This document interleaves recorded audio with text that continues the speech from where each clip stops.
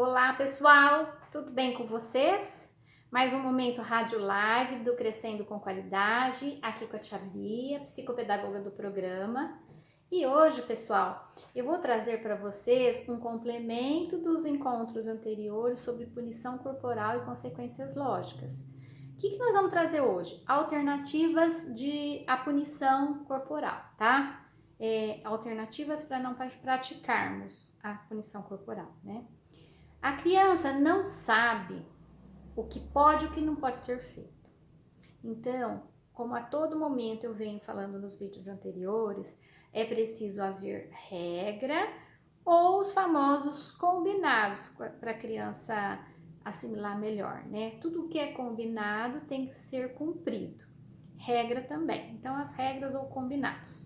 Então, a criança não sabe o que pode e não pode. A gente tem que sentar, conversar com a criança e montar combinados, o que pode e o que não pode ser feito, e isso vai ficar feito hoje e nunca mais eu vou falar no assunto? Não. Constantemente a gente tem que dialogar a respeito. Tá em algum momento de bate-papo, acontece uma situação, reveja o combinado com a criança, fale com a criança a respeito, valorize quando ela pratica um comportamento adequado, de acordo com o combinado. Não fique batendo na tecla de só chamar a atenção, né? Tenha estratégias boas e de repente pode até ter alguma regra que não está funcionando. Ela precisa ser revista, seja a regra em si ou a forma como ela foi colocada, que não foi assimilada pela criança. Então a gente precisa estar analisando se há necessidade da revisão da regra do combinado, tá? Como eu disse, a constância em falar e também a gente praticar o diálogo constante, estar muito envolvido com a criança, participativo nas coisas que ela faz e ela no nosso meio, né? Ali no nosso envolvimento também. A gente precisa ser afetivo e valorizar os comportamentos positivos, ser consistente. O que é consistente? Ela teve um comportamento inadequado, eu conversei com ela, revi a regra, mas por conta do comportamento eu passei uma punição de 2 dias sem jogar no celular. O que acontece? Eu tenho que ser consistente dessa maneira. Eu passei esse castigo, é um castigo adequado, porque não é um castigo longo, são 2 dias. Eu vou dar conta e a criança também de passar por isso e entender. Ela tem que saber também por que ela está ficando esses 2 dias sem jogar. Então, isso daí eu vou ser consistente, eu vou manter essa fala, eu não vou mudar. Por quê? Porque é uma coisa condizente, é um tempo condizente. Se há regras, gente, há sempre consequências. As crianças têm que ter clareza disso também. É uma coisa que eu não tinha colocado agora. Por quê? Ela não praticou, ela teve um comportamento que não está fora da regra, do gênero, o exemplo que eu usei no vídeo anterior, comeu chocolate antes do almoço. Então, ela vai ficar sem comer sobremesa naquele dia e um determinado do gênero, vou escalar mais 3 dias sem sobremesa, sem comer chocolate. Por quê? Você sabia da regra, do combinado e mesmo assim já comeu, tá? Quando a criança tem discernimento e clareza, né? Não é uma criança muito pequena. Se há regras, então, tem que ter essas consequências. Muito importante. A gente não pode pôr a regra e não ter consequência, tá? Fica bem lembrado isso, frisado. Algumas dicas.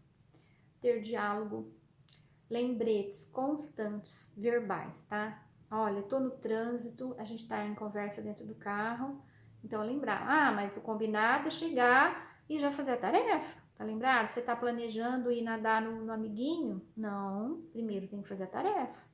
Então, a gente tá lembrando verbalmente essas situações, as obrigações, tá? Porque acontece mesmo deles se esquecerem e ir pela euforia de fazer alguma coisa e esquecer da sua responsabilidade. Então, faz parte da nossa responsabilidade estar lembrando constantemente. Ignorar comportamentos de birra e manha e sair de cena e tomar atitudes, mostrar para eles que aquilo não vai levar a nada, tá? Então a ignorância, a atitude dele, ele sabe que não vai adiantar nada, ele não vai mudar, eu não vou ceder, ele vai ter que chegar, fazer a tarefa para depois nadar, entendeu? Então não adianta fazer birra, chorar. Teve algum comportamento inadequado ou fez alguma birra, a gente pode usar a alternativa do time out, que é um tempo para pensar, que é indicado para as crianças acima de 2 anos, onde a gente coloca a criança para pensar conforme a idade, é demarcado 1 minuto, tá? Então, assim, 2 anos vai parar lá 2 minutinhos para pensar, a gente determina um local, sem atrativo, do gênero uma cadeirinha num canto onde não tenha nada de atrativo, não tenha coisas que possam fazer com que ele ache graça estar ali, tá? Que ele entenda que ele tem que pensar no que ele fez. Então, esse tempo é moderado para os menores e vai sendo maior conforme a idade. Então, colocar a criança para pensar no que ela fez, para depois a gente conversar a respeito. Enquanto isso, a gente baixa a nossa fúria do comportamento dele, né? Retoma e aí conversa com a criança. Olha, você fez isso, não tá certo. Você comeu chocolate antes da refeição. Então, qual que é a consequência combinada? Não cumpriu essa regra, esse combinado, vai ficar 2 dias sem sobremesa. Amanhã e depois não vai ter, tá? E assim por diante. As consequências têm que ser sempre lógicas e os castigos condizentes. Se a gente tomar atitudes insanas ou ter um comportamento de punição corporal, a gente não vai estar educando a criança para um processo positivo. A gente vai estar ensinando para ela violência. Então fica a dica.